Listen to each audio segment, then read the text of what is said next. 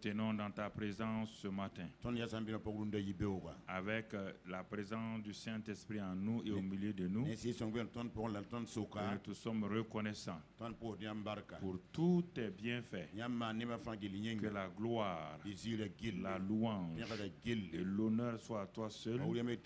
Sois béni, Père, au nom de Christ Jésus. Amen. Amen. Gloire à Dieu. Nous saluons ce matin dans le précieux nom du Seigneur Jésus-Christ. Nous rendons grâce à Dieu notre Père, qui est le Dieu de toute éternité, qui est le Dieu de tout ce qu'il fait dans nos vies. Et c'est pourquoi nous le bénissons, nous le louons, nous le glorifions ce matin. Parce qu'il est fidèle, il est digne de gloire, il est digne d'adoration. Et nous magnifions son nom. Alors ce matin, nous sommes là. Nous sommes dans le mois. Dans quel mois, mon frère? C'est quel mois? Dis-le à haute voix pour qu'on entende.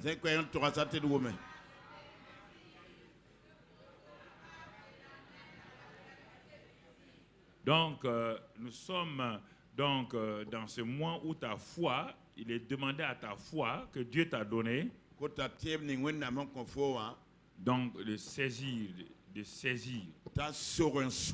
et d'amener les choses là que tu as saisies dans l'invisible dans le visible. Et c'est pourquoi nous avons déjà commencé cette sous-série, la loi de la foi. Et la loi de la foi, c'est elle qui permet à la vie de l'esprit de se manifester concrètement. Donc, la vie de l'esprit est une réalité donc spirituelle. Et la loi de la foi, c'est elle qui permet ce qui est dans l'invisible divin là, ce que Dieu a dit, promis, ça vienne dans le visible humain ou naturel. Alors, si tu ne tiens pas compte de ça, il y a un problème. Puisque la Bible dit que sans cette foi-là, il est impossible d'être agréable à Dieu. Alors, si c'était une chose qui était au ciel, appelée la foi, alors j'allais dire à Dieu, vraiment tu es injuste. Comment peux-tu me demander quelque chose qui est au ciel, que si je ne l'ai pas, je ne te serai pas agréable? Non, Dieu me dit non, mon enfant. Ouvre bien la parole de Dieu et lis et médite bien ce que j'ai dit. N'écoute pas les gens qui sont à gauche, à droite, qui parlent au hasard sans vérifier la parole de Dieu.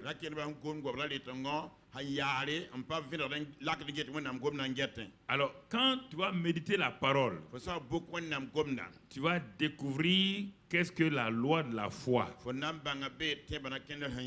Et tu vas découvrir trois déclarations principales. Un, où je dis que dans Romains 12, 3, on va pas, c'est une révision. On a déjà vu tout cela, que Dieu a donné une mesure de foi à chacun d'entre nous. Il a donné une mesure de foi à chacun d'entre nous lorsque nous avons cru en Christ.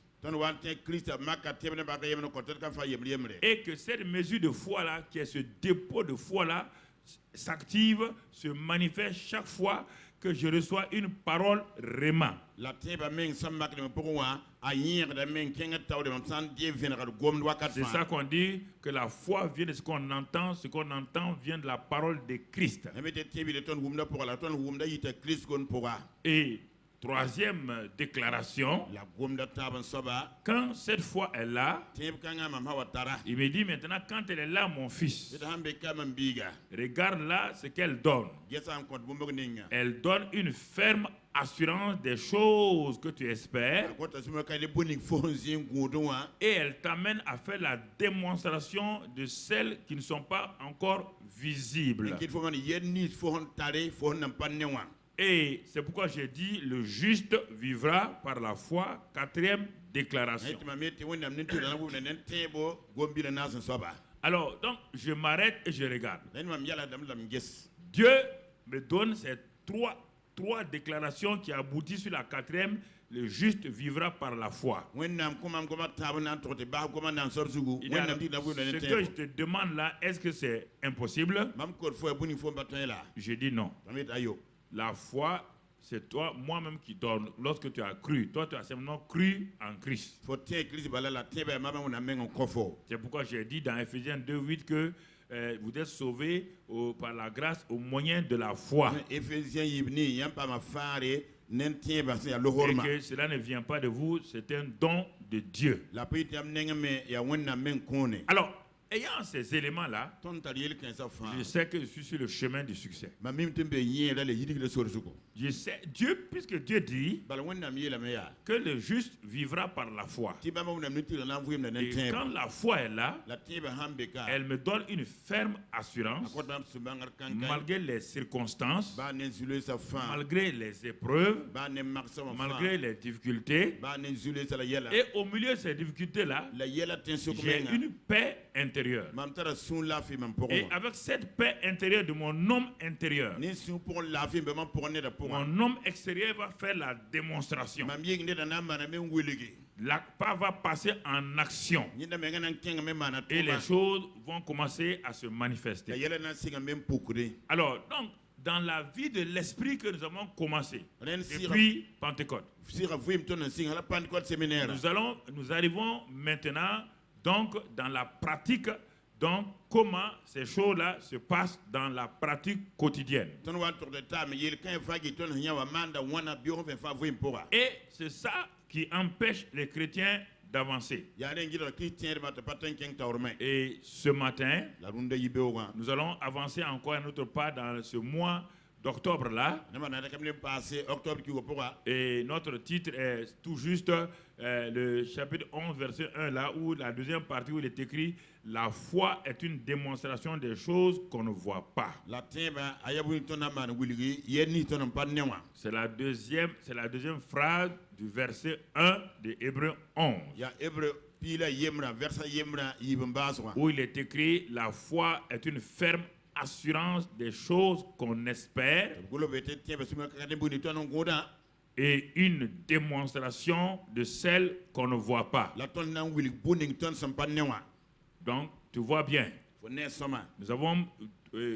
sommes restés longtemps sur la première partie du verset là, ferme assurance, ferme assurance. Nous allons voir maintenant une démonstration de celles qu'on ne voit pas.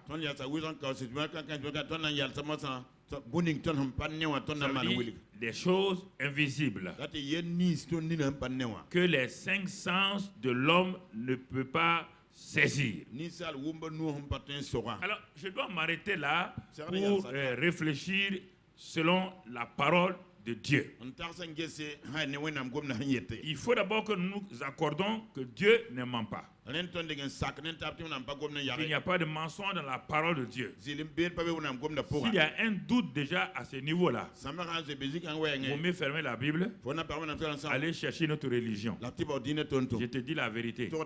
Si tu ne crois pas ça, ferme la Bible, tu amènes ta carte de baptême de membre et on te dit au revoir. Parce qu'on ne peut pas marcher ensemble. On n'est pas dans la même direction. On n'est pas dans le même royaume. Nous sommes des inconnus. Ça, c'est important que nous comprenions. Ce sont des choses essentielles que j'établis dans la vie des gens. Alors, le Dieu qui ne ment pas, en qui il n'y a aucune ombre de variation, me dit clairement: si Tu crois. Moi, je te donne la foi. Qui est liée à la parole. Il dit que quand cette foi est là, mon fils, ma fille, il y a deux choses que tu vas donc constater. Premier constat, il y a une ferme assurance. Les choses que tu espères là, il y a une ferme assurance en toi. Tu ne peux pas décrire malgré le fait que rien ne va, mais il y a une ferme assurance en toi. Et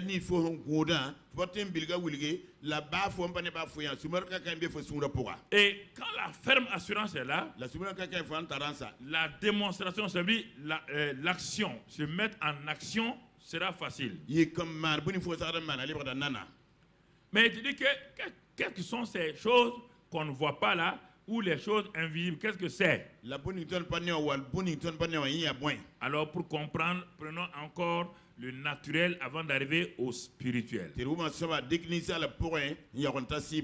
naturel, le spirituel viennent de Dieu, les deux sont parallèles. Tout ce qui est naturel, scientifique vient de Dieu, ce n'est pas les hommes qui ont inventé cela. L'homme même vient de Dieu. Donc, prenons sur le plan naturel pour permettre aux uns aux autres de comprendre. Alors, quand on parle d'images, des images, quand on parle des sons, ce qu'on entend, et le monde c'est pas la photo, l'image, ce sont les choses qui sont dans la pensée de l'homme, quelque chose qui est là, qu'on ne voit pas encore. Voilà, donc, parce que souvent quand on dit c'est l'image de telle chose, on ne saisit pas très bien. Donc, par exemple, votre mari ou bien votre enfant a voyagé et parti dans un pays très lointain. Vous êtes une maman assise dans votre salon. Quelqu'un vient vous dire, maman, moi j'ai la possibilité. Votre enfant est en train de parler actuellement en Amérique. Et cela passe sur ce qu'on appelle un satellite, donc sur une télévision. Cette maman qui n'a jamais entendu parler de ces choses-là, elle s'assoit, elle rit. Elle dit, mon fils, mon enfant n'est pas ici. Donc, c'est pas possible que je vois mon enfant. Mais tu dis, maman, est-ce que tu veux voir ton enfant? Moi, je peux faire sortir ton enfant de l'invisible pour l'amener dans l'invisible par une image. La maman rit, elle est sceptique. Mais en ce moment-là, vous prenez tout juste votre télécommande et vous appuyez sur la télévision. Et vous cherchez, vous tombez sur la chaîne où le fils de cette maman est en train de parler donc devant le public. Dès que vous appuyez sur ça, la maman qui est assise ici au Burkina Faso voit son fils donc en train de parler donc à New York. Elle est étonnée.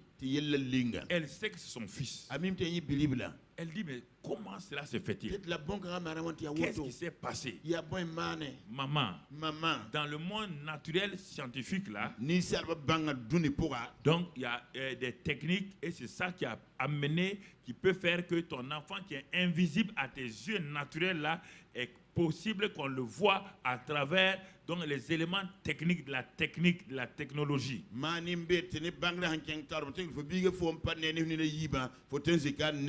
Ça, c'est le premier exemple, et pour que tu comprennes. Pourtant, l'enfant est à plus de 5000 km d'ici. Voici la maman qui est assise ici, en train de voir son enfant parler, elle entend son enfant, elle voit tout, et tout tout est là devant elle. Deuxième élément sur le plan naturel. On dit aux hommes que ce sont les microbes qui les rendent malades et les microbes qui les tuent, qui tuent les hommes. Les hommes rient, ils disent non, quel microbe? Ils disent mais on ne les voit pas. Il dit mais quelque chose qu'on ne voit pas, comment ça peut tuer quelqu'un? Il dit non, on ne les voit pas avec les yeux naturels. Alors si on ne les voit pas les yeux naturels, comment toi tu peux dire que c'est quelque chose qu'on ne voit pas les yeux naturels tue quelqu'un?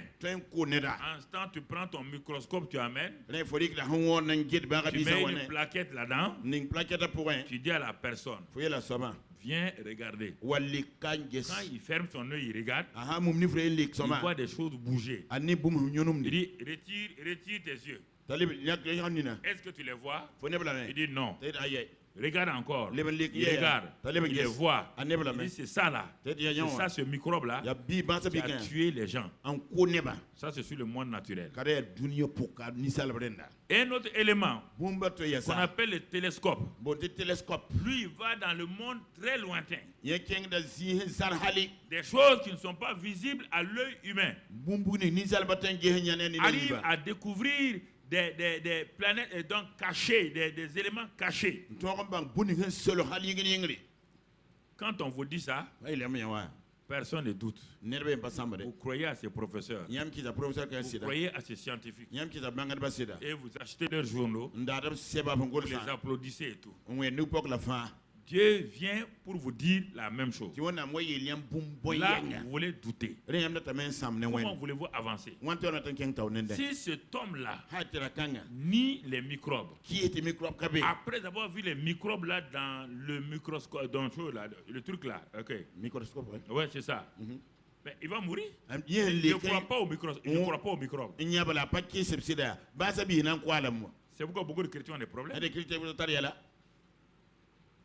Dieu dit, il n'y a pas qu'un monde naturel invisible seulement. Il y a un monde spirituel invisible. Donc moi-même je suis le premier élément. Moi Dieu même je suis le premier élément de ce monde spirituel invisible. Tu parles de moi tous les jours. Tu m'as déjà vu? J'ai dit non. Alors... Tu ne m'as pas vu? Alors, si il faut des microscopes pour voir les microbes, il faut la télévision ou le satellite pour voir l'image de quelqu'un qui se trouve à 10 000 km. Dieu dit aussi, pour voir le monde invisible de Dieu, il y a un moyen que moi j'ai donné aux hommes. Et si tu ne crois pas à ce moyen-là, tu ne sauras jamais qu'est-ce que le monde spirituel divin de Dieu. Tu ne sauras jamais comment sortir des choses invisibles qui t'oppressent, des esprits, de toutes des maladies, de ces choses. Tu ne pourras jamais sortir.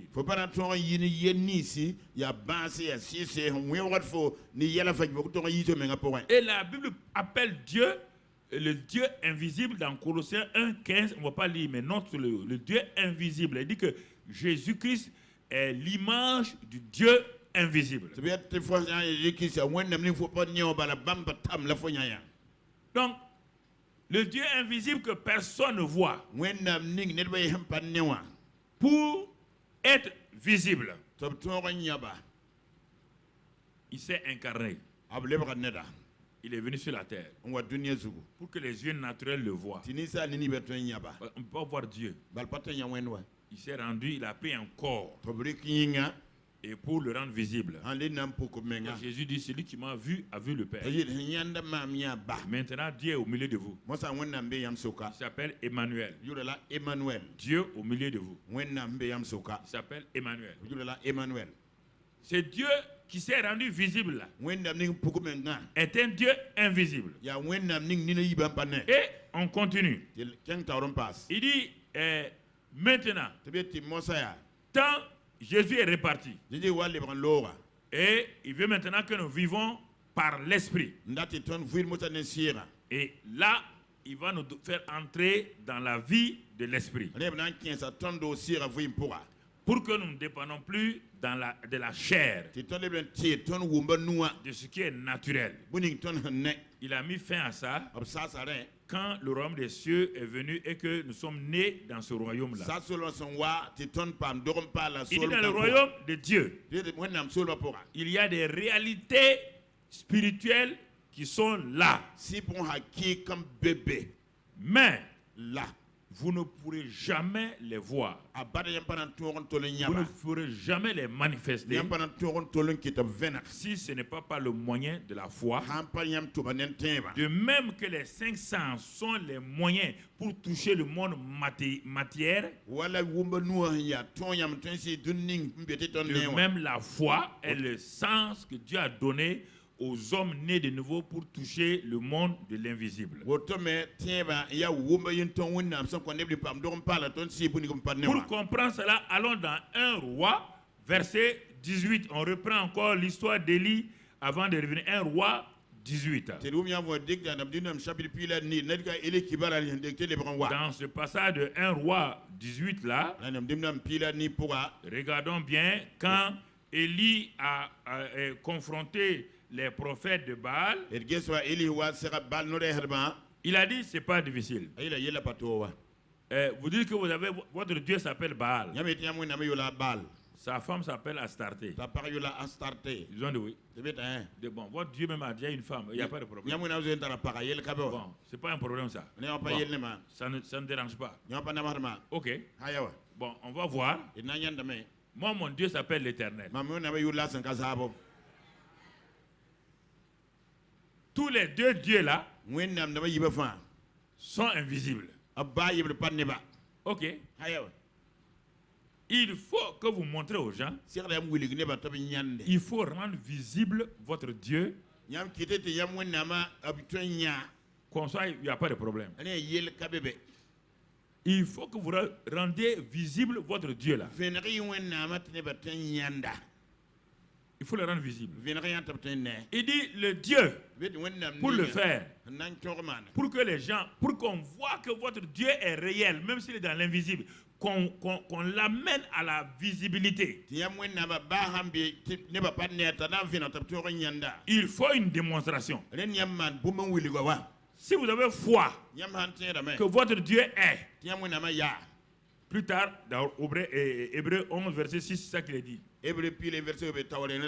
Que celui qui croit, donc il est impossible d'être agréable à Dieu, car nous devons croire que Dieu est et qu'il est le rémunérateur de ceux qui le cherchent. C'est-à-dire que comme il est, il existe.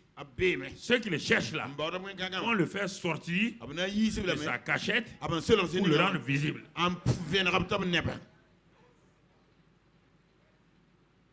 Et les Baal, les prophètes de Baal, on dit il n'y a pas de problème.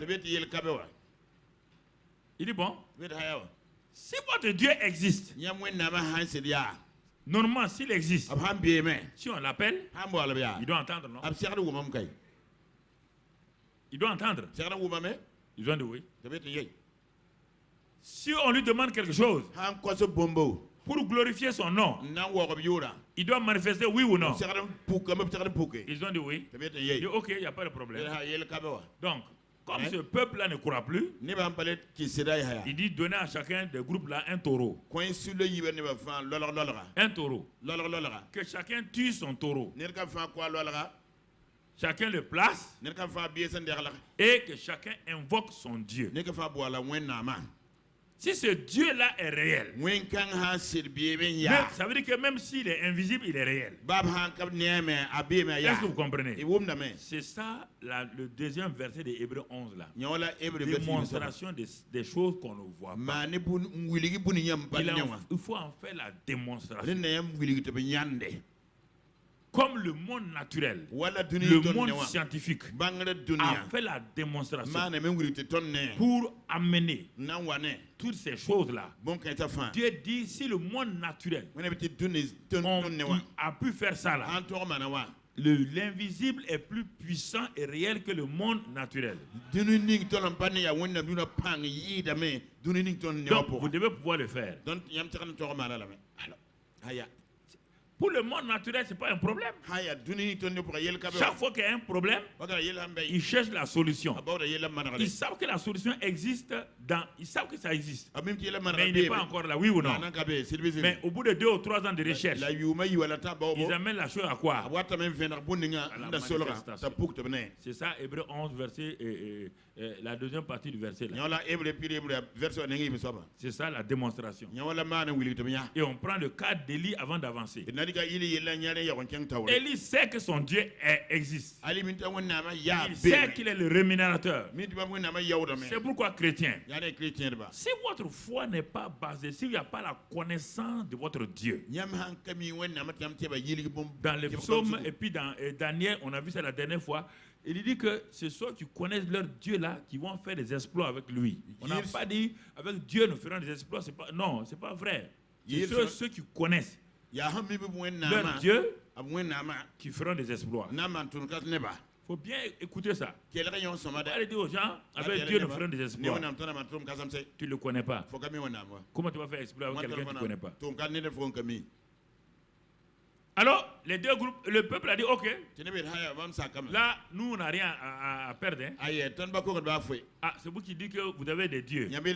Allez-y. Les Baals, ils ont prié. Ils ont invoqué. Ils ont crié. Silence complet. Silence de radio. Rien. Jusqu'à midi. Élie s'amuse. Il dit, bon, comme votre Dieu l'a vieilli, il doit faire la sieste. Criez plus fort. Et puis ses oreilles là doivent, comme il a vieilli là, il n'entend pas bien. Et ces idiots de prophètes là ont crié fort. Ça montre déjà qu'ils sont bêtes.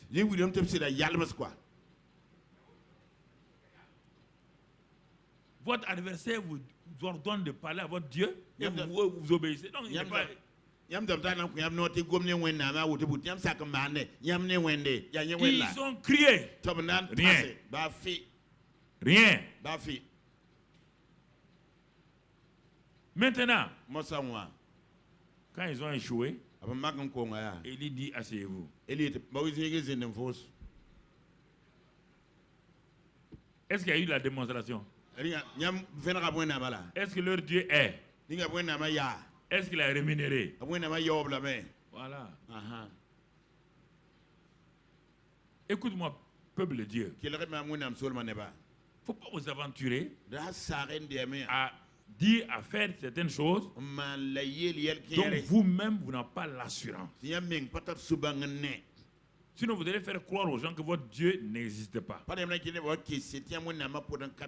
faire croire aux gens que votre Dieu là n'est pas réel. Et un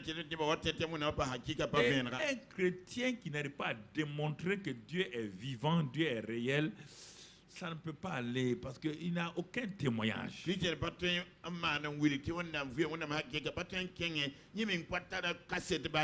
Regardez l'assurance d'Élie. Regardez son assurance. On est tout dans un roi, donc 18. Et qu'est-ce que Élie dit? Quand il a fini de faire ce qu'il devait faire, là, il a coupé le taureau, il a mis les bois, il a tout fait. Au verset 36, il dit au moment de la présentation de l'offrande, Élie le prophète donc s'avança et dit. Ouais, bien, il s'avance et il dit. Éternel Dieu d'Abraham, d'Isaac et d'Israël. Que l'on sache aujourd'hui que tu es Dieu en Israël. Moi, je le sais. Il faut que tout ce peuple-là sache que tu es Dieu en Israël. Deuxièmement, que je suis ton serviteur. Et troisièmement, que j'ai fait toutes ces choses par ta parole. Donc Élie dit ici, si on ne prend pas la dernière déclaration là, qu'il a fait toute chose par la parole. Donc ça veut dire, Élie ne s'est pas aventuré dans cette histoire-là parce qu'il veut démontrer. Il est parti parce que Dieu lui a dit d'aller ouvrir le ciel. Il a eu la foi venant de Dieu, de la parole de Dieu. Sa foi est venue de la parole de Dieu. Et ça, c'est important que nous comprenions. C'est pourquoi j'ai pris les 3 déclarations au début. Que la foi vient de ce qu'on entend. Et ce qu'on entend vient de la parole de Christ. Élie a entendu Dieu. Tu en avais lu au chapitre 18, verset 1.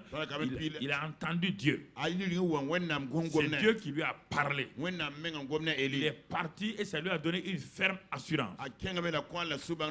Et il est parti. Il a fait la confrontation. Et il sait que Dieu est invisible. Dieu qui lui a parlé, il ne l'a pas vu, mais ce n'est pas un problème. Il va montrer aux gens que son Dieu est visible. C'est pourquoi dans l'épître de Paul aux Romains, il est dit que toute la création attend la révélation des fils de Dieu.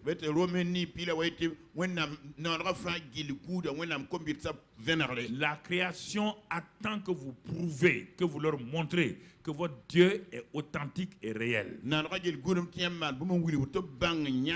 n'est pas une affaire de religion. Je suis chrétien, ça ne veut rien dire. Absolument rien dire. Il y a beaucoup de chrétiens qui sont en enfer. Absolument rien dire. Mon père était pasteur, ça ne veut rien dire. Non. La création attend avec un ardent désir la révélation des fils de Dieu. La création t'attend. Qui dit tu es chrétien, toi, au TBI, la création, on s'en fout de TBI. Montre-nous que ton Dieu est vivant. Montre-nous que ton Dieu est réel.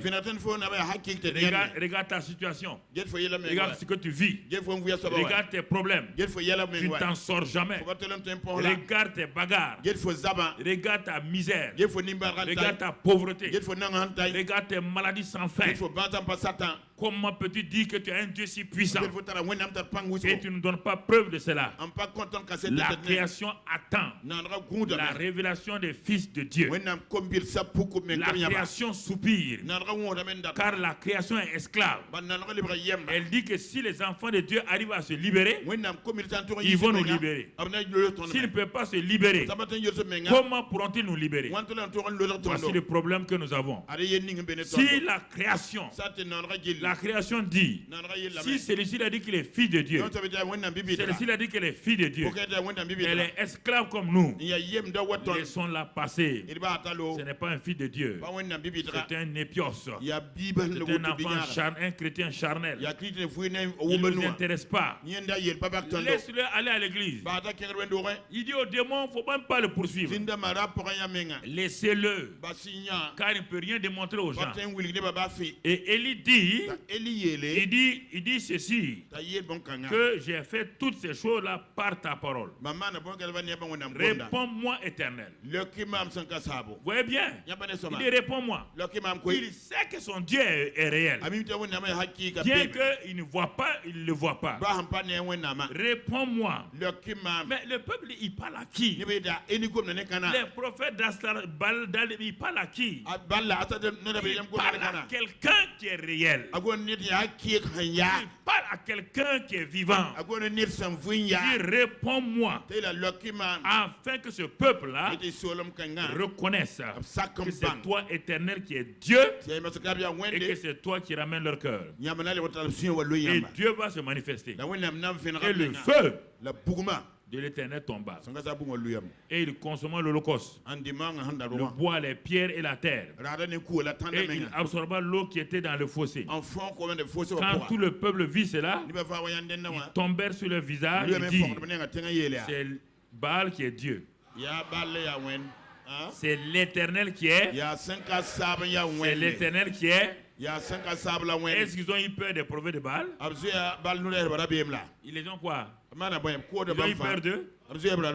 Mais avant ils avaient peur d'eux, non? D'où vient ta peur? Parce que tu n'as pas de connaissance. Ta peur est basée sur ça. Tu es dans un monde d'ignorance, dans un monde où il n'y a rien. C'est pourquoi tu as peur des sorciers, tu as peur des démons, tu as peur de ceci ou cela, tu as peur. C'est simplement ça. Voici tout le problème. Tous tes enseignements, lutter contre les hôtels, c'est fou. Laissez-moi tranquille avec ça.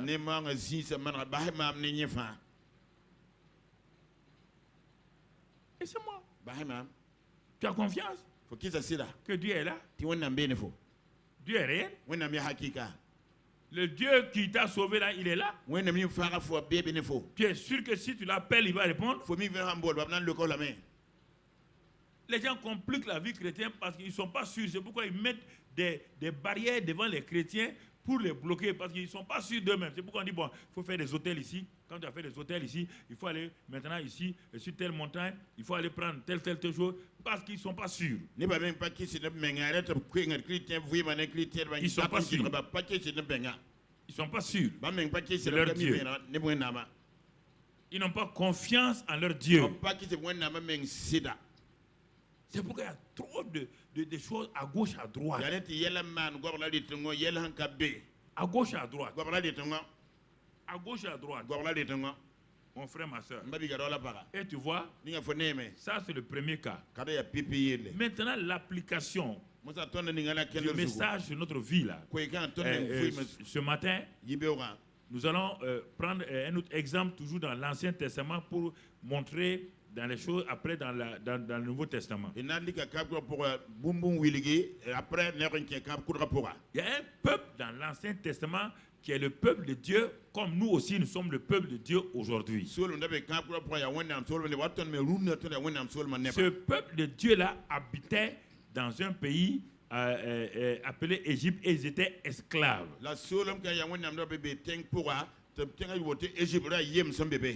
Ils étaient esclaves. Mais leur Dieu leur avait dit une chose.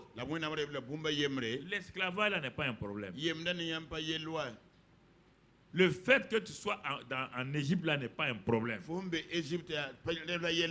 Le problème c'est lorsque je vais vous parler, qu'est-ce que vous allez faire de ma parole. Écoutez-moi ce matin. Non, le monde est comme ça. Non, c'est pas là le problème. Que faites-vous de la parole de Dieu? Tout est là. Que faites-vous de sa parole? Et un jour Dieu dit, bon, j'avais dit que vous serez esclaves là. L'esclavage est terminé. Vous allez sortir. J'ai une grande destinée pour vous. Écoutez-moi. Une grande destinée pour vous. Des gens qui ont été dans l'esclavage pendant 4 siècles, c'est difficile qu'il y ait une percée en eux parce que leur mentalité était une mentalité d'esclave.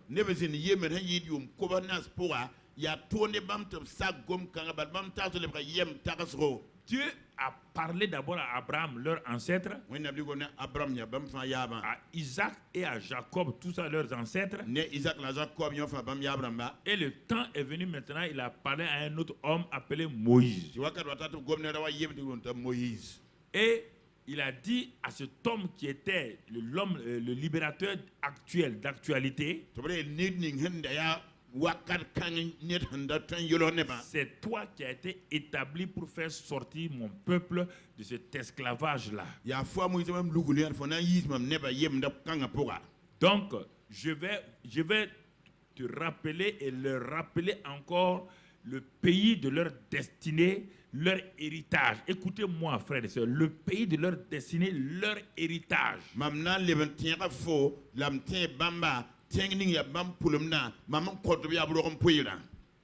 Je vais travailler d'abord leur mental.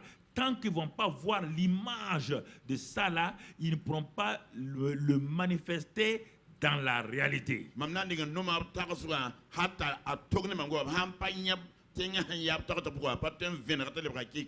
Et Dieu va maintenant décrire le pays à Moïse. Il avait déjà parlé de ça à Abraham dans Genèse 15. Il a parlé ça à Isaac. Il a parlé ça à Jacob.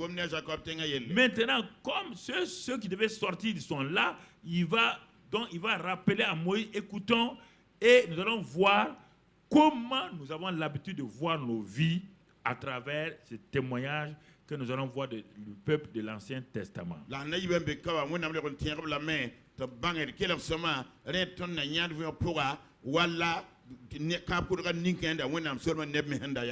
Voilà, il va leur décrire Exode 23, verset 25. Exode 23, verset 25. Et qu'est-ce que Dieu leur dit? Il dit, quand vous serez dans le pays là, ils n'ont jamais vu le pays. Le pays est invisible. Mais il existe. C'est ça que je dis là. La foi est une démonstration des choses qu'on ne voit pas, mais qui existent. On ne les voit pas. Elles existent.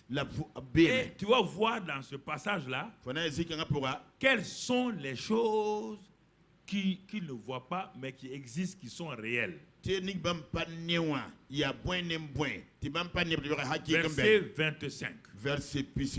Vous servirez l'Éternel votre Dieu, et il bénira votre pain et vos eaux.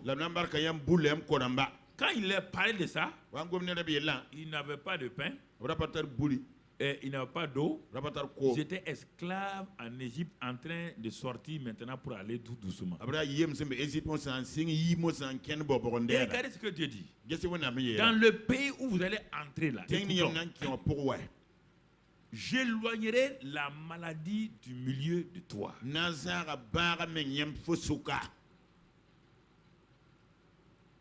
Quand vous allez entrer dans le pays là, sûrement à cause de vos péchés, à cause de vos fautes, la maladie va venir. Mais chaque fois, moi je vous dis, chaque fois que la maladie vient, je vais l'éloigner du milieu de vous. Mais est-ce que vous voyez ça? Non, ça ne passe pas.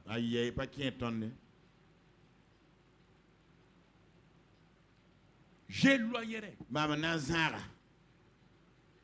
Le pays où je vais vous amener là, la maladie ne peut pas rester longtemps. Vous allez, à cause de vos péchés, vous allez faire venir la maladie. Mais moi, à cause de mon amour, de ma compassion, je vais éloigner la maladie.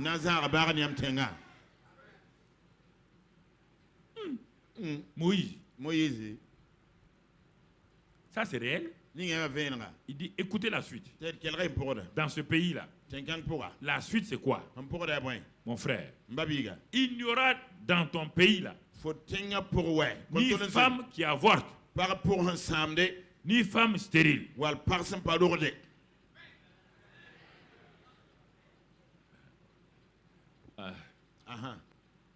Vous savez pourquoi vos amens sont faibles et que leurs amens étaient faibles? Parce que pour le moment là où ils vivent là, les femmes avortent, les femmes sont stériles. Quand Moïse a dit ça, ils ont fait comme vous aussi. Amen. Amen. Amen. Amen. Comme c'est l'homme de Dieu qui dit, il faut dire Amen. C'est ça. Leur réalité quotidienne était une montagne devant ce que Moïse disait. Moïse. Ici là, va demander à la femme d'un tel là. Elle a avorté 6 fois. Même ton gars là, qui est un de tes anciens là, sa femme est stérile. Est-ce que vous êtes dans le pays là? Vous êtes dans le pays? Il dit, mais non, Moïse. La réalité, c'est la réalité. Dieu dit dans le pays. Le pays où vous allez entrer là. Voilà ce qu'il y a. C'est pas fini. Dernier passage du dernier. Il y a un morceau de phrase là. Un morceau de phrase, mon ami. Je remplirai le nombre de tes jours.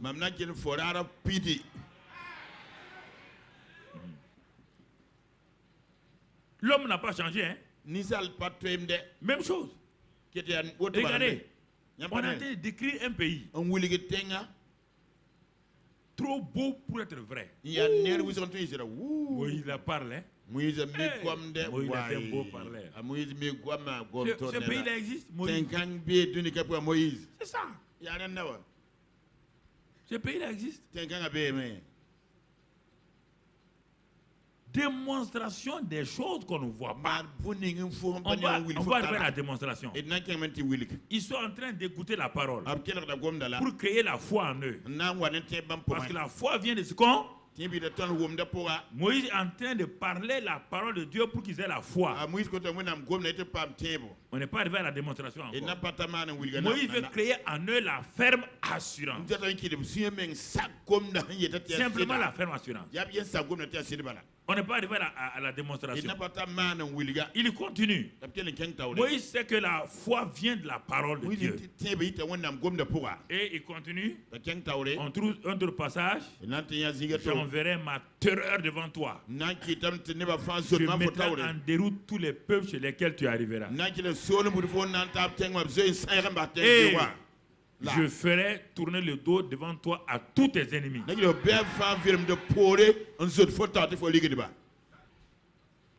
Tous tes ennemis, à quoi là-dedans?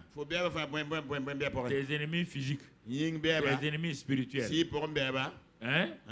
Il dit, même si le sorcier vient, Dieu dit quoi? Il va tourner quoi? Et c'est vous qui tournez le dos devant le sorcier.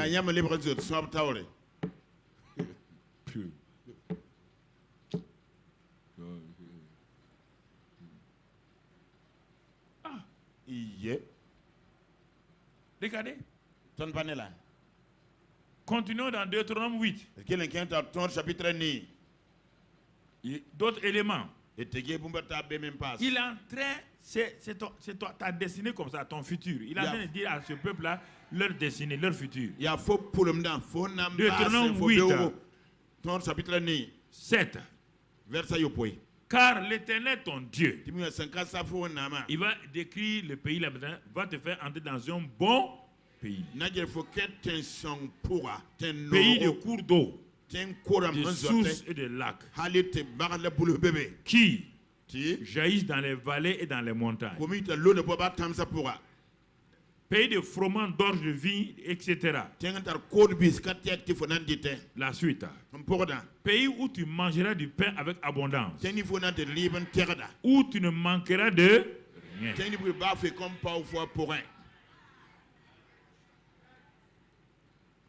Pays dont les pieds sont du fer, etc.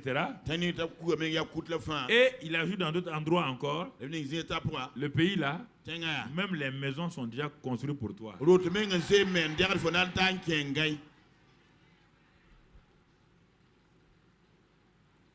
Les agences immobilières ont construit ta maison pour toi.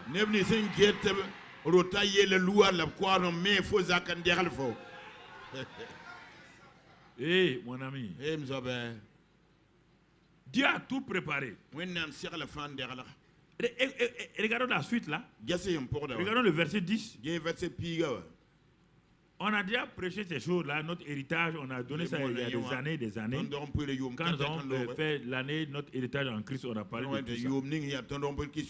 Lorsque tu mangeras, tu rassasieras. Tu béniras l'Éternel, ton Dieu, pour le bon pays qu'il t'a donné. Il dit qu'il va te donner, il te donne, dans ce pays, il te donne la capacité d'être riche. Si on avait lu plus haut, tu vas trouver ça là-bas. Mais tu ne pourras pas. Toi, tu es en Master 3. Regarde comment tu es pauvre. Master 3,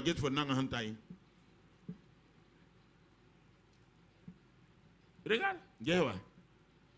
Par manque de connaissance. Par manque de connaissance. Je vous ai dit la semaine dernière. Le problème, c'est que les gens, ils ont laissé les voies de Dieu pour aller entrer dans les voies de l'être humain. Si c'est les voies de l'humain là, c'est celui qui a la connaissance par rapport à toi qui va te dominer.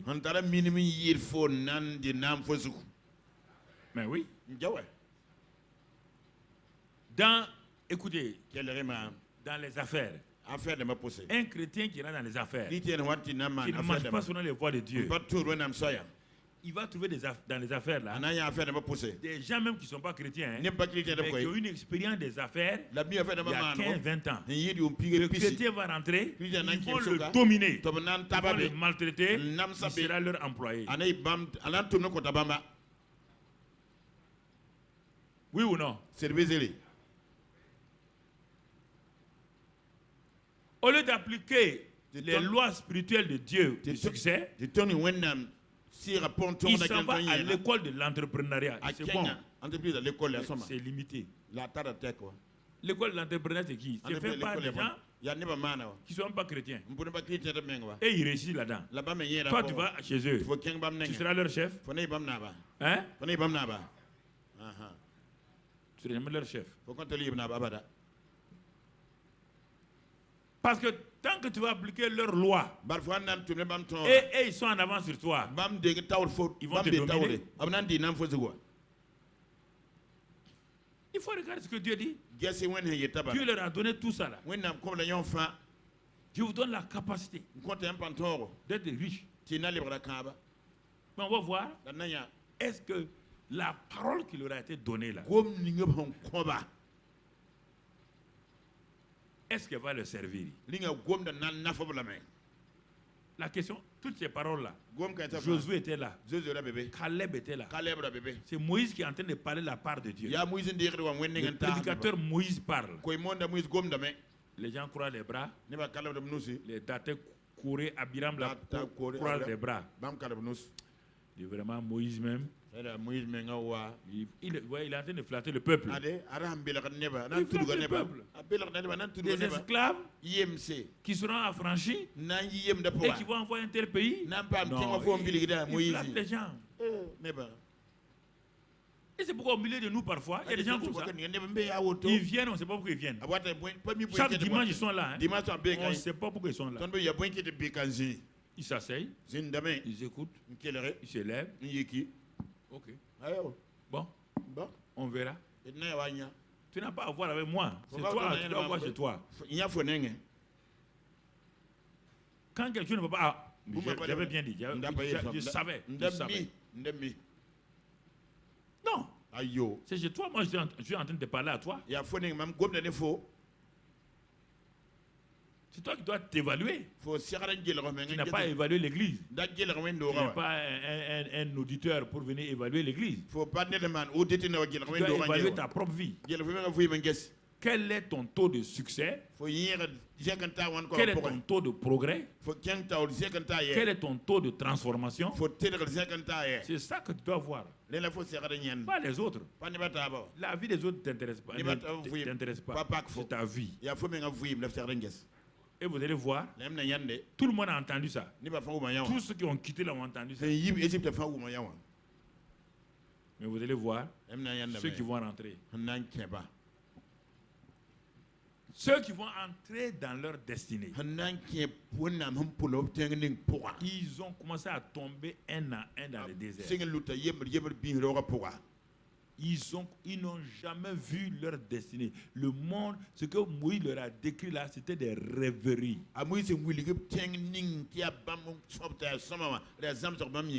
Non, ce sont des rêveries. Des illuminés. Tu trompes les gens. Ce n'est pas possible. Le monde, les gens de ce monde, les scientifiques de ce monde-là, ils regardent les gens et puis ils ont inventé, fait des inventions parce que ça est en eux. On dit aux chrétiens que voilà, Dieu te donne ça, ils refusent ça. Mais comment tu veux avancer? Les gens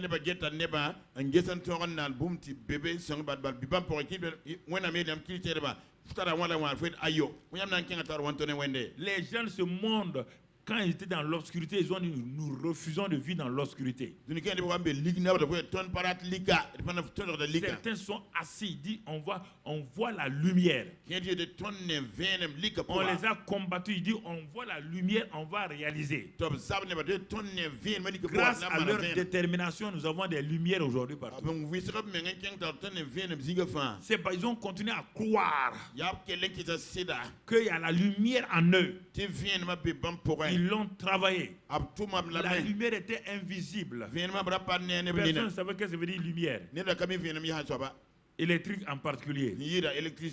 Non, ils l'ont sorti, ils l'ont présenté. Et aujourd'hui, tout le monde en bénéficie. Le Dieu créateur du naturel vient parler à ses enfants. Le Dieu du surnaturel vient parler maintenant à son peuple. De même que naturellement, ceux à qui j'ai inspiré ont pu réaliser les choses scientifiques et naturelles. Vous avez la capacité par le Saint-Esprit qui habite en vous de faire vous aussi des exploits. Le peuple de Dieu dit non.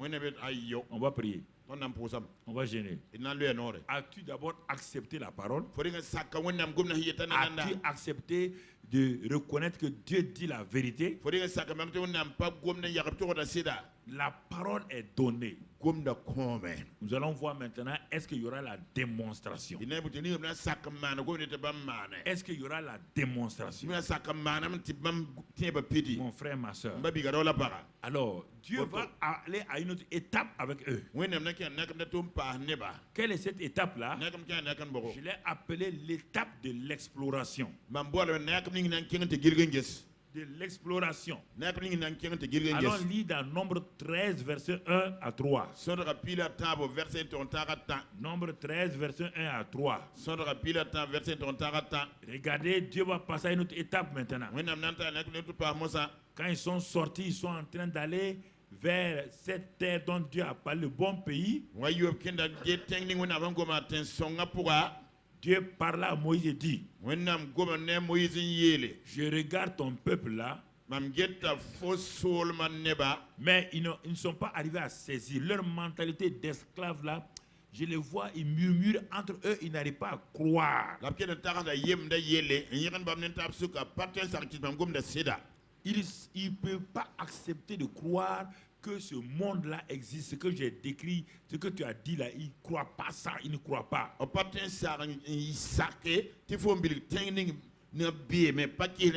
Ils n'ont pas la foi d'Abraham. Il dit, Moïse, regarde Abraham. Il était seul. Seul. Il n'y avait rien, il n'y avait aucun, il n'y avait pas de boussole, il n'y avait rien, ni de radio. Je lui ai dit de sortir de son pays et d'aller là où je vais lui montrer.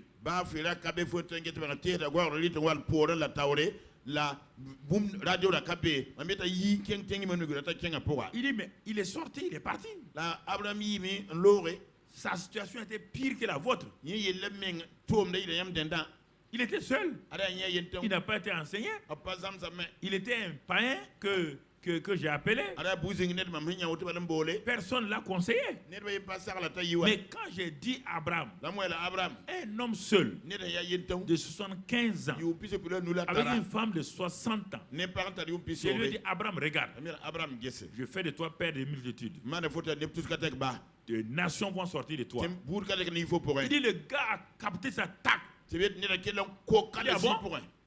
Moi assis ici, tout seul, je suis père. À mon âge là, une multitude. Des nations vont sortir de moi. Des rois vont sortir de moi. Alors que j'ai un pied dans le tombeau déjà. Et ma femme est âgée et sans enfant. Mais comme c'est toi Tu t'appelles qui encore? Je m'appelle l'Éternel. Moi, j'adorais les idoles. J'ai jamais entendu ce nom-là. Mais moi, je ne te connais pas, mais j'ai confiance en toi. Il a saisi ça. Il a dit à sa femme, il y a une destinée pour nous. Madame dit, tu es sûre? À notre âge, il y a une destinée. Voilà votre problème. Vous voulez prier sans aucune assurance. Vous voulez gêner, on doit le gêner. Tu vas gêner pourquoi? Qu'est-ce que Dieu t'a dit? Toi, quand tu vas gêner, Dieu va te parler maintenant. En dehors de sa parole. Abraham a dit, ah bon? Un homme de 75 ans, des nations vont sortir, des peuples vont sortir, Dieu a continué à enrichir. Un jour, il dit à Abraham, mon ami, regarde le sable là. Ta postérité sera comme le sable. Une autre fois, quand il était découragé, regarde les étoiles. Ta postérité sera comme les étoiles. Il a tenté d'enrichir. Comme quand les fleuves vont se jeter dans la mer. Il y a des affluents. Il y a des affluents. Les affluents qui viennent enrichir le fleuve. Dieu est en train d'enrichir la foi d'Abraham pour que le gars garde la vision. Continue à voir ce que tu es. Père d'une multitude. Père des nations. Les nations de la terre seront bénies en toi. Toutes les familles de la terre seront bénies en toi. C'était trop grand pour Abraham. Toutes les familles de la terre. Donc, toutes les familles. Aujourd'hui, toutes les familles de la terre seront bénies en toi. Il dit toutes les familles de la terre. Tout le monde. Il n'y a pas une seule famille qui est exclue de ça. Mais ceux qui n'ont pas cru se sont exclus eux-mêmes. Si tu ne crois pas, tu t'exclus toi-même. Voilà ce que la Bible dit. Chaque fois que Dieu parle, les gens n'arrivent pas à accepter, à demeurer ferme. Quand il y a des problèmes, ils lâchent. C'est normal. On te parle de ta destinée. Tu crois que Satan va croiser les bras? Te laisser aller. Il attaque des découragements, des pensées négatives. Il fait susciter des gens incrédules autour de toi. Ils vont dire ce n'est pas possible. Bon, on n'arrivera pas. Des gens qui critiquent tout le temps. Ils n'ont rien à dire. Ils critiquent. Mais Abraham a espéré. Il dit par la foi et la persévérance. Comme Abraham, il a hérité des royaumes Hébreux 6. Par la foi et la persévérance. C'est la postérité maintenant qui est là, Moïse. Dieu parle, le même Dieu qui a parlé à Abraham parle à Moïse. Je vois que vous êtes faible par rapport à Abraham. Donc, je vais vous encourager. Comme je vois les peuples là qui, avec quelques problèmes au désert, ils sont là déjà. Je vais les encourager. Et parler à Moïse et dire, on est dans nombre 13 là. Envoie des hommes pour explorer le pays de Canaan. Donc, exploration. Écoutez maintenant, ça veut dire quoi? Explorer le pays de Canaan que je donne aux enfants d'Israël. Maintenant, le nom apparaît. Jusqu'à présent, on a dit un bon pays. On a dit un pays de miel. Il n'a pas donné. Maintenant, il définit leur héritage. Ça s'appelle le pays de Canaan que je donne aux enfants d'Israël. Ils n'ont qu'à l'explorer. Ça veut dire quoi? Qu'est-ce qu'est le temps d'exploration par rapport à votre destinée que Dieu vous a déjà décrit? Donc,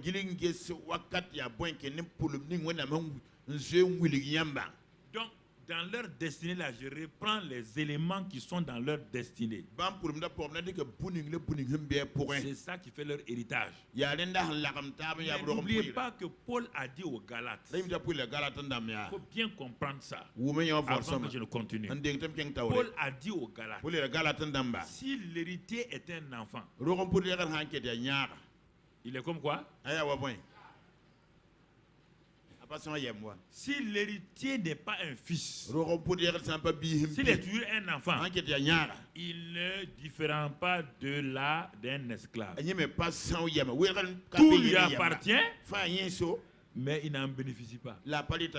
Beaucoup de chrétiens ont cette mentalité d'enfants népios. L'héritage est là. Il ne croit pas. Il ne peut même pas gérer. C'est ça que Dieu est en train d'élever ce peuple-là pour qu'il monte à la maturité. Il dit, comme il en est ainsi, maintenant, tu vas envoyer des gens. Quels gens? Pour explorer. Il dit dans le pays là, que je vous ai décrit, il y a quoi? Il y a la fécondité. Puisque aucune femme ne va plus faire, il n'y aura plus de stérilité. Il n'y a pas d'avortement. Il y a la longue vie, rassasiée. Pas de mort prématurée. Tu comprends? Il y a la bénédiction matérielle et financière. Il y a la victoire sur vos ennemis. Tout ça, il y a beaucoup, tout ça, ça fait partie de leur destinée. C'est la même chose dans Éphésiens 1, verset 3. Nous avons été bénis de toutes les bénédictions spirituelles dans les lieux célestes en Christ. Nous avons tout pleinement en lui. Mais nous avons la même réaction qu'eux. Même réaction. Même incrédulité que. On ne diffère pas d'eux. Même chose. Pasteur. Donc on ne doit pas prier. Donc on ne doit pas chercher. On te dit que nous avons été bénis de toutes les bénédictions spirituelles. Ça c'est l'invisible. Ta prière consiste maintenant à faire quoi? Aller saisir l'invisible pour rendre ça visible. Saisir l'invisible par la foi pour rendre ça. C'est ça que Dieu est en train de faire. Comme eux, ils n'ont pas le Saint-Esprit, il est obligé d'aller étape par étape. Ils utilisent leurs 5 sens pour aller. Ils n'ont pas le Saint-Esprit. Il dit, bon, allez-y, explorez. Avec vos 5 sens. Mais n'oubliez pas, quand on a exploré là, vous avez la parole aussi. Oui ou non? Que le pays fait quoi? Je vous donne le pays vous appartient. Vous partez explorer un pays qui vous... Ah. Est-ce que vous partez explorer pour prendre possession du pays? Le pays vous a... Mais est-ce que ça veut dire que les habitants vont se coucher et vous allez marcher sur eux?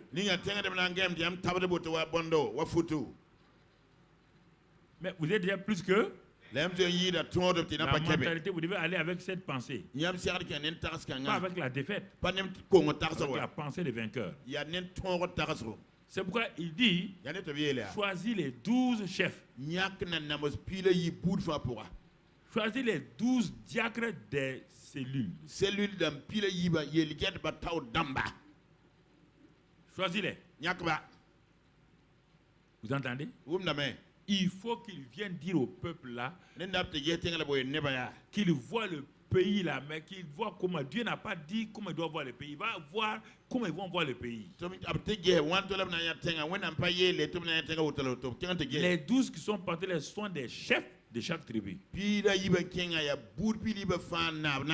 chefs de tribu. Moïse dit, allez, explorez le pays. Et nous allons écouter votre témoignage. Ils sont partis. Écoutez-moi très bien. Ils sont partis. Et regardons comment ils vont voir le pays. Il y a 2 groupes qui vont commencer à se dessiner. Ils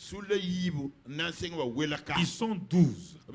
C'est ça dans le christianisme. Il y a une majorité des gens toujours charnels qui ne voient que ce que leurs yeux voient, leurs oreilles entendent, il y a une minorité toujours qui s'appuie sur la parole de Dieu.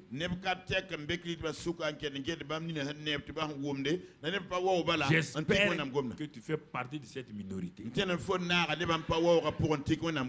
Ils sont allés tous les 12 diacres. Ils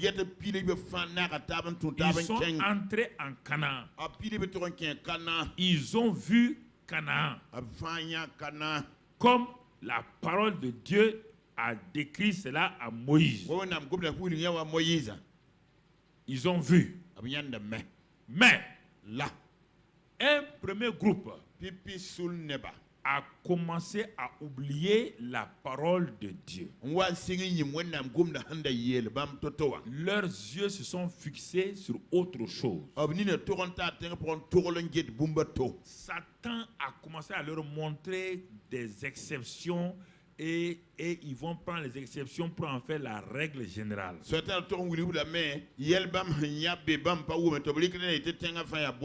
Ils sont allés 40 jours. Personne ne les a frappés. Personne ne leur a posé une question. Tout le monde tremblait devant eux. Mais leur propre pensée, leur propre raisonnement, quand ils sont arrivés, le peuple s'est réuni. On dit, on va écouter le rapport de nos 12 diacres. Et on a donné la parole à un. Il a commencé à parler. Il dit en vérité, le pays est bon comme Moïse l'a dit. Tout ce que Moïse a dit là, il n'y a rien de faux là-dedans. Nous sommes allés, en tout cas on est parti. Il dit à la vérité, c'est un bon pays. C'est un pays où coule le lait et le miel. Et voici les preuves. Le rapport devait être quoi? Le rapport devait être quoi? Et je te parle à toi. Tu gâtes tout le temps ce que Dieu fait pour toi. Tu gâtes ça. Je ne comprends pas pourquoi tu vas gâter toi-même ta vie. Je comprends pourquoi tu vas gâter ta vie. Pourquoi tu ne t'arrêtes pas là-bas? Pourquoi tu ne t'arrêtes pas là? Le petit mot mais. Mais. Voici ce qui est le problème de Dieu. Quand tu dis ça là, tu n'as qu'à aller gêner, prier maintenant. Tu n'auras plus rien. Tu as fini avec Dieu. Tu viens de crucifier Dieu. Mais le peuple qui habite ce pays est puissant. Est-ce qu'il y a eu guerre entre eux et les gens du pays? Comment ont-ils pu voir la manifestation de la puissance d'en haut? C'est à quel niveau? Pourquoi tu vois que tes problèmes sont difficiles? C'est où? Pourquoi tu vois que les ennemis sont plus forts que toi ici? Pourquoi tu dis je ne m'en sortirai pas ici?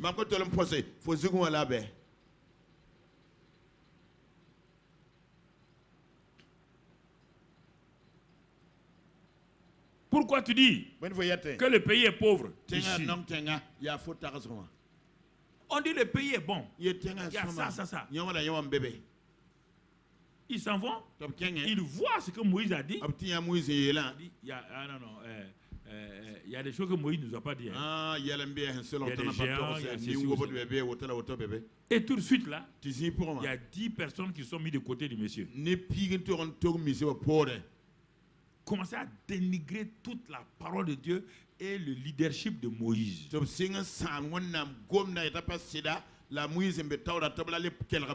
Si tu as cette mentalité de dénigrer ce que tes leaders disent là, tu n'iras pas loin.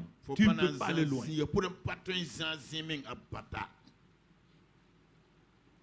Il y a des gens qui ont des idées bizarres comme ça, brusquement ils s'arrêtent, on ne les voit plus, pourquoi tu viens plus là, il y a ça. C'est-à-dire qu'il y a quelque chose qui ne va pas dans leur tête.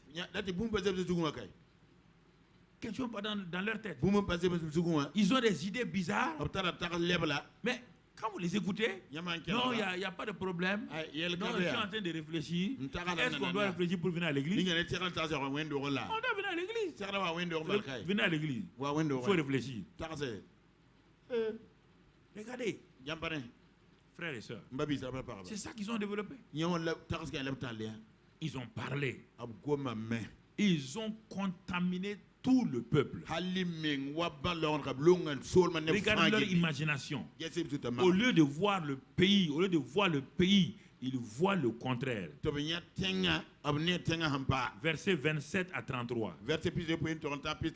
Dans Nombre 13, de la 27 à 33. Mais le peuple qui... Voilà, c'est ça. Ok, on va aller plus bas. Allez, à partir de... Le peuple qui habite les pays est puissant. Les villes sont fortifiées, très grandes. Etc. Bon, avancez. Les Amalécites habitent, etc. Tout cela. On va un peu plus loin encore. Non. Caleb fit taire le peuple qui... Bon, saute ça, on va venir à Caleb tout à l'heure. Va au 31. Mais les hommes qui étaient allés lui dire, nous ne pouvons pas monter contre ce peuple. Vous voyez bien, nous ne pouvons pas. Car il est plus fort que nous. Mais tout un peuple, vous êtes parti 12. Ils ne vous ont pas tué. Et tout un peuple, regarde la mentalité des gens. Des gens négatifs. Il y a des gens négatifs à qui je ne cause pas. Tu as beau parler, non, tout le temps, mais bon, on a appris ça, on ne sait pas, il ne faut pas causer avec eux. Moi, je ne cause pas avec eux. Non. Plus fort que nous. Ils sont forts. Il faut aller. La suite. Regardez. Et ils décrièrent devant les enfants le pays qu'ils avaient exploré. Le pays que nous avons donc exploré est un pays qui dévore ses habitants. Mais les habitants sont là-bas. Quand tu es négatif, regarde comment tu deviens bête. Toi, tu n'as pas trouvé des habitants. Et tu dis que ça dévore des habitants.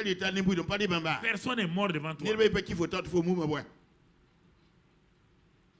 Tous ceux que nous avons vus sont des quoi? Sont des hommes d'une haute taille.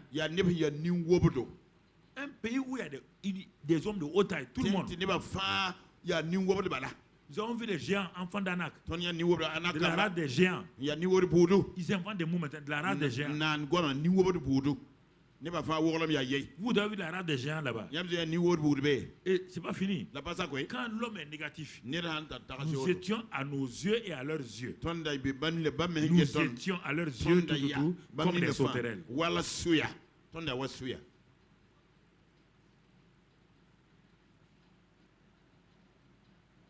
Ah oui. Verset 1 à 14. Toute l'assemblée éleva la voix et poussa des cris. Et le peuple pleura pendant la nuit. Si tu es dans ce groupe-là, si tu ne sors pas de ça, te promener, contaminer des gens, tu n'entreras jamais dans ta destinée. Tu vas mourir prématurément. Je te préviens. Il faut arrêter ça. Tu veux mourir prématurément. Tu t'opposes à la parole de Dieu. Tu t'opposes à ça. Vous voyez bien? Ils ont parlé. Mais réaction de deux, les deux qui restent, Josué et Caleb. Regardez, ils étaient au même endroit. Mais ils ont dit, ah bon? Vous avez vu tout ça là quand?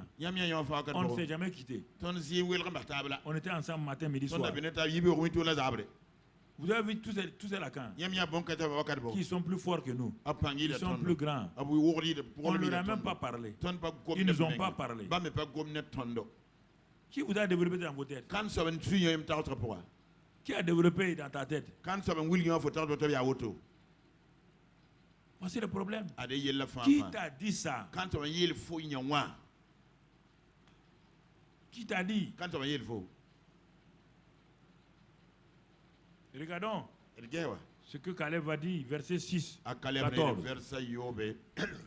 6. Parmi ceux qui avaient exploré le pays, Josué fils de Nun et Caleb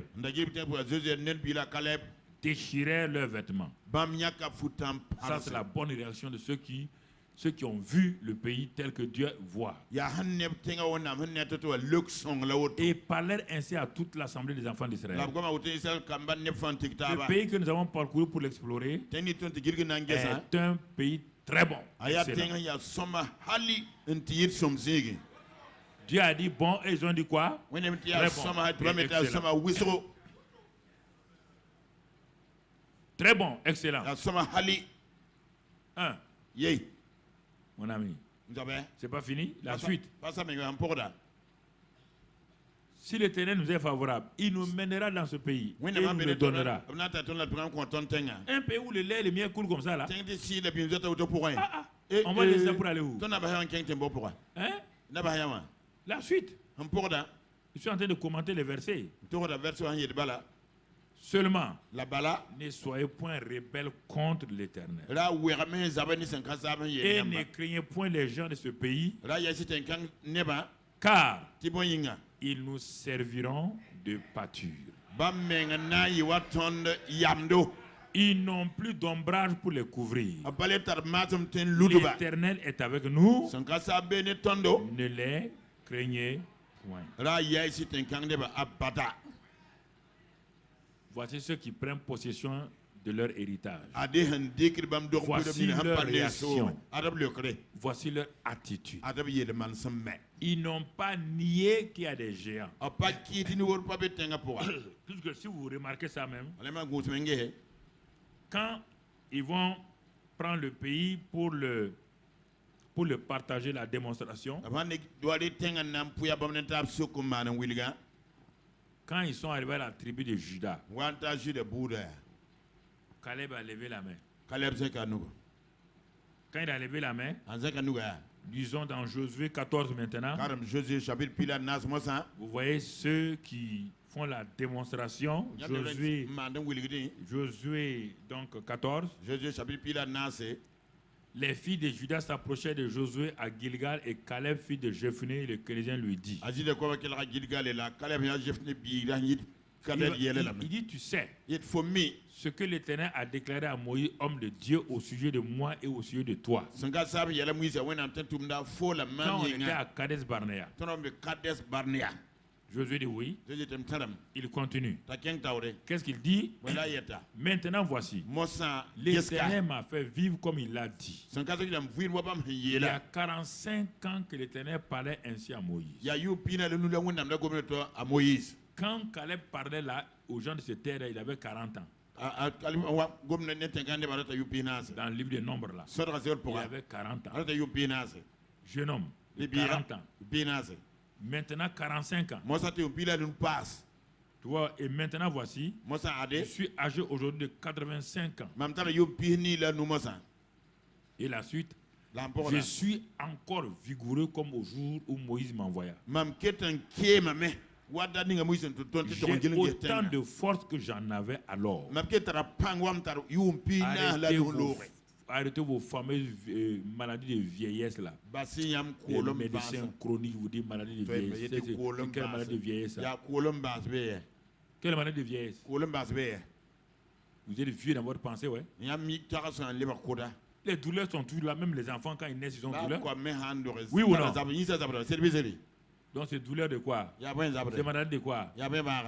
On vous a catégorisé maladie d'enfant, maladie de jeunesse, maladie d'adolescent, maladie de ceci, maladie de cela. Donc toute votre vie, on vous a mis dans des maladies.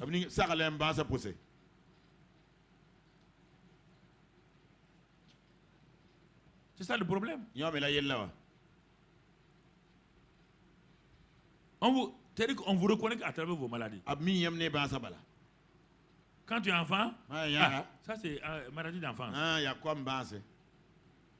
Tu grandis un peu, ça c'est maladie d'adolescence. Donc toi tu n'es pas identifié par autre chose que maladie.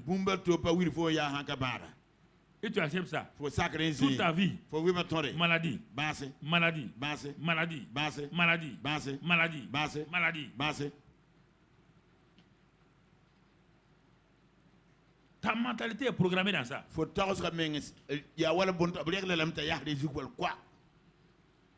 Ah, on a 60 ans maintenant. Donc, On va entrer dans quoi? Dans ta tête, c'est ça. Il dit 85 ans. Il suis vigoureux. Tu crois que quand il disait ça, il ne sentait pas de douleur dans son corps? Ou bien c'est l'absence de douleur là qui fait de toi que tu es. Il suis vigoureux. Vigoureux. Et puis ensuite, regarde, quand il y a 40 ans là, ils ont fait le voyage et ils ont exploré là. Qu'est-ce que Caleb a vu? Ils sont arrivés dans un endroit, il a vu la montagne là, il a vu les géants là. Dans son cœur, il a dit, quand on va partager le pays, là, ça c'est ma part. Dès le moment où il a dit ça dans son cœur, il a vu ça, c'est ça que Dieu va lui donner. C'est ce que tu vois là que Dieu va te donner. Ce que tu vois mal là, Satan aussi va te le donner. Toi, tu ne vois que ton cercueil. Vois-le, continue à le voir. Continue à voir ton cercueil. Tu n'as même pas 40 ans. Tu vois ton cercueil.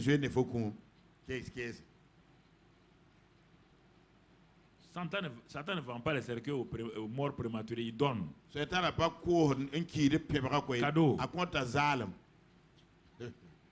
Ta tête est dans ça seulement.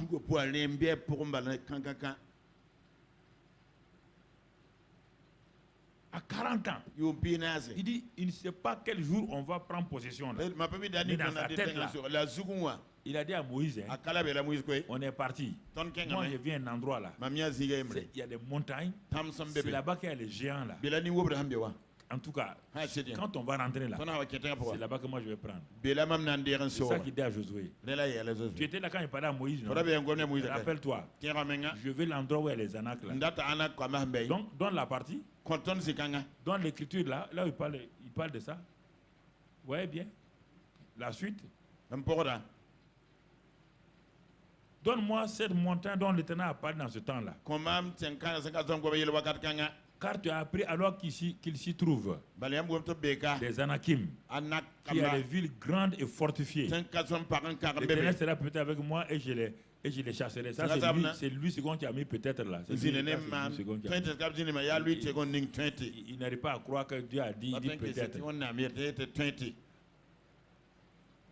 Il dit peut-être. L'Éternel est avec moi. On dit l'Éternel est avec lui. Comment il va dire peut-être encore? Comme l'Éternel l'a dit. S'il l'a dit, il n'y a pas peut-être encore. C'est la manipulation de lui second. Comprenez? Ramène-moi mon verset, mon type. Josué bénit Caleb et lui donna Hébron pour héritage. Il lui a donné. Il n'a pas possédé Hébron. Il n'a pas contrôlé Hébron. Où est le problème? La foi est une démonstration des choses qu'on ne voit pas. Nous sommes à la démonstration. Il a vu ça à 40 ans. 45 ans plus tard, il a ça dans sa main. Malgré les luttes, malgré les difficultés, il n'a jamais perdu de vision que Hébron là est pour lui. Malgré ce que les gens ont dit, malgré les critiques, Hébron est pour moi.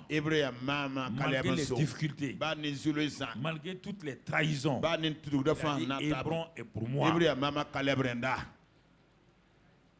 Voici comment vous, la deuxième partie de la foi là, que vous la démontrez. Avez-vous vu votre héritage? Si vous l'avez vu, avez-vous pris possession de ça dans votre cœur? Avez-vous accepté ça? Et maintenant, votre foi est-elle allée pour la prendre, pour la rendre visible? À travers, comme Abraham, il a fait quoi? Abraham a commencé à rendre grâce à Dieu. Il a commencé à louer Dieu. Quand Abraham, cette fois-ci, il était sûr et il avait l'assurance dans son cœur. Il a refusé de regarder aux choses qui sont autour de lui. Il a commencé à rendre grâce à Dieu. Il ne considéra pas. Il ne considéra pas que son corps était fiévreux. Il ne considéra pas que sa femme était post-ménopausée. Il ne considéra pas que son corps était usé. Il ne considéra pas les examens médicaux. Il n'a pas dit qu'il a renié, il n'a pas nié. Il ne les a pas comptabilisés. Il ne considéra pas. Il considéra quoi alors? La parole de Dieu. Voici, je t'ai établi père d'une multitude. Comme donc Caleb avait sa montagne. Abraham aussi avait sa montagne. Chacun de nous a une montagne. C'est pourquoi c'est la foi en moi, là, en ma parole qui transforme aux montagnes. Écoutez frères et sœurs, Jésus a trouvé, donc on va le voir une autre fois, il a trouvé un homme né aveugle. Qui n'a jamais vu quoi que ce soit de sa vie. Écoute-moi, qui n'a jamais rien vu de sa vie. Rien. Absolument rien. Il ne connaît pas le visage de sa mère. Il ne connaît pas le visage de son père. Il ne sait pas où, quand les gens parlent d'arbres, il ne sait pas qu'est-ce que c'est. Quand il parle d'oiseaux, il ne sait pas ce que c'est. Rien. Jésus le voit. Les gens veulent discuter doctrine. C'est afin que les œuvres de Dieu soient accomplies. Les gens disent, mais il doit avoir une raison. Jésus dit, laissez les raisons. Vous vous accrochez aux raisons inutilement. Il dit, c'est afin que les œuvres de Dieu soient manifestées et que le nom de Christ soit glorifié. Qu'est-ce qu'il va faire à cet homme-là? Il va prendre cet homme-là et le mettre devant lui. Le père lui dit, tu as déjà vu cet homme-là? Il voit, il dit oui, j'ai vu. Parce qu'au ciel, comme tu l'as dit là, pourquoi il a dit afin que le nom de Dieu soit glorifié? Parce que Jésus dit qu'il ne fait rien sans voir le Père. Quand le Père a ouvert ses yeux spirituels et qu'il a vu cet aveugle-là voir, il a dit à cet homme-là, mon frère, ne t'inquiète pas. Il a craché. Il a enduit son visage donc de boue. Il a dit à l'homme là, écoute-moi très bien. Il y a une piscine qu'on appelle Siloé. Il faut arriver là-bas. Quand tu vas laver ton visage, tu verras clair. L'homme aurait pu discuter. Écoutez-moi, frère et sœur. Nous aimons discuter quand Dieu nous parle. L'homme aurait pu dire, messieurs, j'ai entendu tes disciples dire que je suis né aveugle. Donc, comme je suis né aveugle, comment en allant me laver à la piscine de Siloé, je peux voir? L'homme aurait pu donner tous les arguments. Mais l'homme s'est assis. Il n'a jamais vu. Mais je ne sais pas ce qui s'est passé en lui. Il s'est vu voyant. Il sait que son papa a un visage. Il sait que sa maman a un visage. Il sait que ses frères ont des visages. Il entend ses frères parler des oiseaux. Il entend parler du lever du soleil.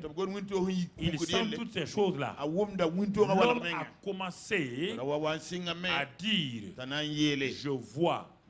C'est ça qui a amené l'homme là, il se leva. L'homme s'est vu voyant. C'est ça qui a amené la démonstration. Démonstration des choses qu'on ne voit pas. Les choses qui appellent, et Dieu appelle les choses qui ne sont pas comme si elles étaient. Donc Dieu dit, cet homme là n'est plus aveugle. C'est un voyant. L'homme a dit, j'adhère à cela. j'accepte cela. Y a-t-il quelqu'un qui peut m'amener au réservoir de Siloé? Des gens sont proposés. Peut-être des gens moqueurs. Ils veulent aller montrer que ce que Jésus dit est faux. Ils veulent montrer que ce qu'on dit là, c'est pas vrai. Ils l'ont accompagné. L'homme là dans son cœur, il se réjouissait. Enfin, je veux voir le visage de ma mère. Je veux voir le visage de mon père.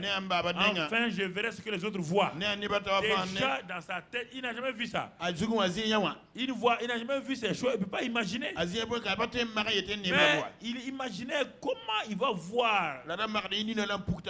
Et quand il est arrivé, les gens ont dit voici l'eau de Siloé. Il a plongé sa main là-dedans. La démonstration. La démonstration.